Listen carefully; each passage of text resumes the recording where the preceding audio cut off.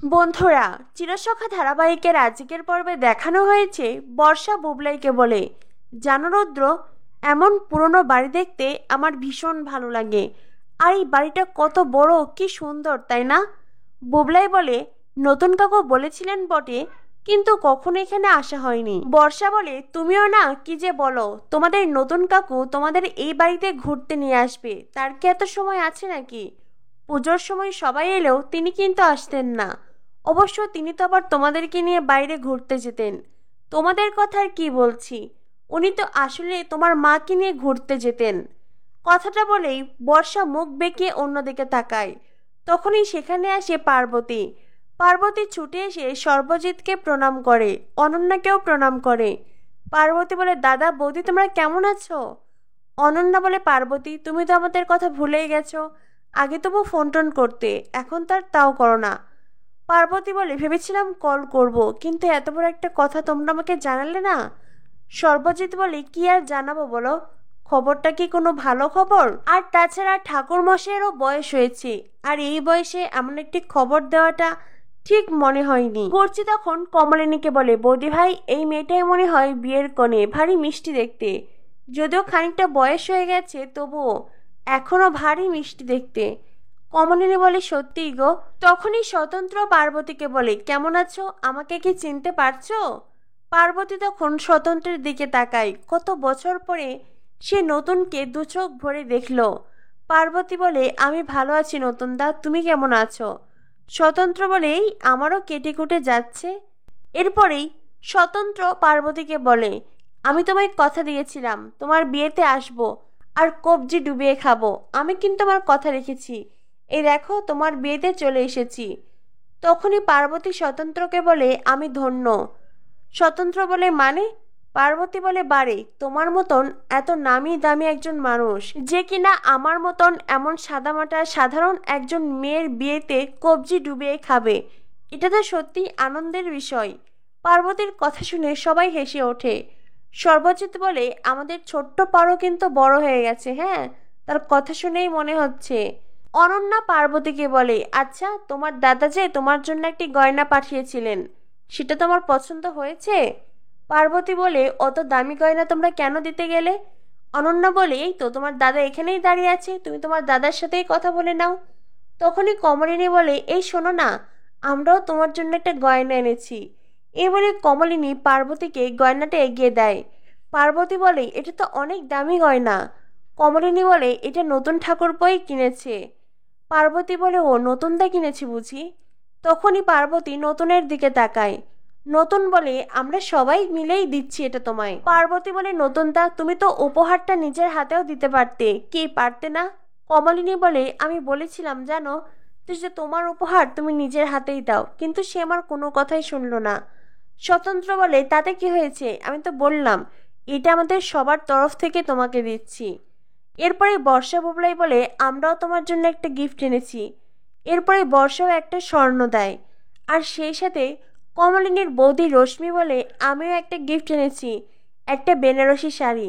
আসলে সব কিছু এত তাড়াহুড়ো করে হলো, শেষ সময়ে এসে আমি আমার পছন্দ মতো একটা শাড়ি কিনেছি। তখনই পার্বতী বলে, তোমরা সবাই কেন আলাদা আলাদা করে দিচ্ছ বলো তো, আমি তো কিছুই বুঝতে পারছি না। এরপরেই অনন্যা বলে, তো তোমার কোথায় বিয়ে হচ্ছে? তখনই পার্বতী বলে, আমি জানি না। অনন্যা বলে, তুমি জানো না? পার্বতী বলে, বাবাই সব কিছু জানে। অনন্যা বলে, তো তুমিও তো জানো, বলো। এরপরেই পার্বতী জায়গাটার নাম বলে। তখনই সর্বজিৎ বলে, এ বাবা, এটা তো অনেক দূরে, এখন কি বররা রওনা দিয়েছে? নইলে তো লগ্নের আগে তারা পৌঁছতে পারবে না, আর তোমাকেও তো সাজগোজ করতে হবে। অনন্যা বলে, তো কে তোমায় সাজাবে? পার্লার থেকে লোক আসতে বলেছ?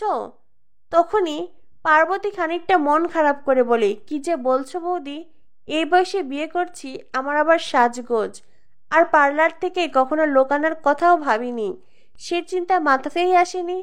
অনন্যা বলে, এই যা, তাহলে তোমাকে কে সাজাবে? তখনই কমলিনী বলে, আমি তোমায় সাজিয়ে দেব, আমি মোটামুটি ভালোই সাজাতে পারি, কেউই অপছন্দ করবে না, দেখবে সবাই খুব ভালো বলবে। এর আগে আমি অনেককেই সাজিয়েছি, আমি না হয় তোমায় সাজিয়ে দেব। পার্বতী বলে, ঠিক আছে বেশ, তুমি তবে সাজিয়ে দিও। অনন্যা বলে, আর বেশি দেরি করলে চলবে না, এবার তোমাকে সাজতে বসতে হবে। সর্বজিৎ বলে, হ্যাঁ, আর ঠাকুরমশাই মনে হয় সব ঘর খুলেই রেখেছেন, যার যেই ঘর পছন্দ তোমরা ঢুকে যাও, একটুখানি রেস্ট নাও, একটু পরে রেডি হয়ে আবার বেরোতে হবে, ঠিক আছে? বর আসবে, বিয়ের কাজকর্ম শুরু হবে, আর কিন্তু তখন বসে থাকলে চলবে না, হাতে হাতে সবাইকেই সাহায্য করতে হবে। এরপর মিঠি বলে, খুব মজা হবে তাই না মা? কুর্চি বলে, এই দুটো দিন আমরা কত মজা করি তুই শুধু তাই দেখ। এরপরে সবাই মিলে পার্বতীকে নিয়ে ভেতরে যায়, যে যার ঘর পছন্দ করে ব্যাগপত্র রাখে। অন্যদিকে স্বতন্ত্র মনে মনে বলে, কমলিনীকে নিয়ে সত্যি আর পারা যায় না, বিয়ে বাড়িতে এসেছে সকলের সঙ্গে আনন্দ মজা করবে, ছবি তুলবে, তা না, এখানে এসেও পার্বতীকে সাজাতে বসে গেল। ছবি তুললে তো ওরই কাজে লাগতো তাই না? সত্যি বাবা, এই মেয়েটাকে নিয়ে আর পারা যায় না। এরপর দেখানো হয় কমলিনী পার্বতীকে আয়নার সামনে দাঁড় করিয়ে দিয়েছে। কমলিনী পার্বতীকে বলে, এবার দেখো তো তোমায় কেমন লাগছে। পার্বতী তো নিজেকে নিজে দেখেই মুগ্ধ হয়ে তাকিয়ে আছে। তবুও কমলিনীকে বলে, এই বয়সে বিয়ে, তুমি আবার আমায় বলছো কেমন লাগছে? কুর্চি বলে, তাতে কি হয়েছে, তুমি খুব মিষ্টি জানো তো। কমলিনী বলে, একদম তাই, তুমি দেখতে এতটাই সুন্দর যে তোমাকে খুব বেশি সাজানোর প্রয়োজন নেই। এরপরেই কুর্চি বলে, তোমার বরের নাম কি গো? তখনই পার্বতী বলে, আমি তো জানি না। কুর্চি বলে, সে কি, যার সাথে তোমার বিয়ে হচ্ছে তুমি জানো না সে কে? পার্বতী বলে, না, আসলে আমি এই বিয়েটা করতেই চাইনি। বাবা মা মনে করছেন তারা না থাকলে আমার কি হবে, সেজন্যই তারা আমাকে বিয়ে দিচ্ছেন। তখনই কমলিনী বলে, এ বাবা, তুমি বিয়ে করতে চাওনি কেন? কুর্চি বলে, সেই তো, তুমি এখনই দেখতে এত সুন্দর, আর অল্প বয়সে তো আরো অনেক বেশি সুন্দর ছিলে গো, তবু তুমি কেন বিয়ে করোনি? তখনই সেখানে এসে স্বতন্ত্র। স্বতন্ত্র বলে, আমি আসবো না, মানে তোমরা মহিলা মহলে কি কাজ করছো তাই অনুমতি নিচ্ছি আর কি। কমলিনী বলে, আরে এসো এসো, তো কোনো সমস্যা নেই। এরপরে স্বতন্ত্র এসে সেখানে উপস্থিত হয়, আর পার্বতী নিজের মাথা নামিয়ে নেয়। স্বতন্ত্র বলে, তোমাদের কাজ আর কত দূর দেখো, দাদা ওইদিকে খাবার দাবারের দায়িত্ব নিয়েছে, আর আমি দায়িত্ব নিয়েছি অতিথি আপ্যায়নের। সবাইকে বসাবো, সবার সাথে কথা বলবো, কনেকে বিয়ের মণ্ডপে নিয়ে যাব, তাই আমি তোমাদেরকে সময় দিচ্ছি। 6টার আগে কিন্তু কনেকে সাজানো চাই, 6টার পরেই বিয়ের লগ্ন শুরু হবে, তাই সে সময় আমার একটাও কথা শুনবো না, আমি কিন্তু কনেকে এখান থেকে নিয়ে যাব। তখনই কুর্চি বলে, সে এখনো অনেক দেরি আছে নতুনদা, এখনো তো বিকেলই হয়নি। স্বতন্ত্র বলে, সে কি, 4:30 বেজে গেছে, আর বেশি সময় নেই, আমি যেই সময়টা বললাম সেই সময়ের মধ্যেই সবকিছু সেরে ফেলো, আমি কিন্তু নইলে কনেকে সে অবস্থাতেই নিয়ে যাব, তখন যে বলবে সাজানো হয়নি, আমি কিন্তু কারোর কোনো কথাই শুনবো না। তখনই সেখানে আসে অনন্যা। অনন্যা বলে, কি হলো তোমাদের, আর কত দূর? তখনই পার্বতী বলে, বৌদি তুমি একটু আমার কাছে এসো না। অনন্যা বলে, তা বললে কি হয়, ওদিকে আমার কত কাজ পড়ে আছে। কুর্চি বলে, তাতে কি হয়েছে অনন্যাদি, তুমি একটু এসে ওনার পাশে বসো, দেখবে ওনার ভালো লাগবে। অনন্যা ঘরের ভেতরে আসে। স্বতন্ত্র বলে, ঠিক আছে, আমি তবে এখন আসছি। এ বলে স্বতন্ত্র ঘর থেকে বেরিয়ে যায়। অনন্যা পার্বতীকে বলে, কিরে তুই এখন ওকে দেখলে মাথা নত করেই থাকবি? যা হবার তা তো হয়েই যাচ্ছে, চাইলেও তো এখন আর কোনো কিছুই বদলানো যাবে না তাই না? তাই বলছি পুরনো স্মৃতি ভুলে যা, অতীত আঁকড়ে ধরে আর কি বা করবি, যার সাথে বিয়ে হচ্ছে তার সাথে ভালো থাকতে চেষ্টা কর। তখনই কোমলিনী বলে, অনন্যাদি, স্মৃতি ভুলে যাওয়ার কথা কেন বলছো, কি হয়েছে? এরপরেই কমলিনী বলে, ও আই এম সরি, ওর ব্যক্তিগত বিষয় হয়তো তাই না? তখনই অনন্যা বলে, না, ব্যক্তিগত বিষয় ঠিক না, তুমি তোমাদের পরিবারের লোক, তোমাকে তো বলাই যায়। কুর্চি বলে, আমি তবে আসছি। অনন্যাদি বলে, এমা না, তোমারও এখানে থাকা না থাকার কথা বলছি না, আসলে এখন আর এইসব কথা বলে কি বা লাভ, সেজন্যই বলতে চাইছিলাম না আর কি। আমার শাশুড়ি মা আর এই বাড়ির যিনি মা আছেন, অর্থাৎ পার্বতীর মা, তারা দুজনেই সই ছিলেন জানো তো। যখন নতুন হলো, নতুন হওয়ার পরে আমার শাশুড়ি মা তার সইকে বলেছিলেন তার সাথে নতুনের বিয়ে দেবেন। তারপরেই তো কিছুদিন পরে পার্বতীর জন্ম হলো, আর তখনই দুই সইয়ের মধ্যে কথা হয়েছিল। অনেকটা সময় জুড়েই পার্বতী এটাই জানতো নতুনই ওর বর হবে, নতুনের সাথেই ওর বিয়ে হবে। পরে অবশ্য সবকিছু পাল্টে যায়, আমরাও তার এখানে ছিলাম না, সবাই তখন কলকাতায় চলে যায়। তবে আমার শাশুড়ি মা পার্বতীর জন্মের পরেই বলে দিয়েছিলেন পার্বতী নতুনের বাগদত্তা, আর সেই কথাকে আঁকড়ে ধরেই তো এতকাল পার্বতী অপেক্ষায় থেকেছিল।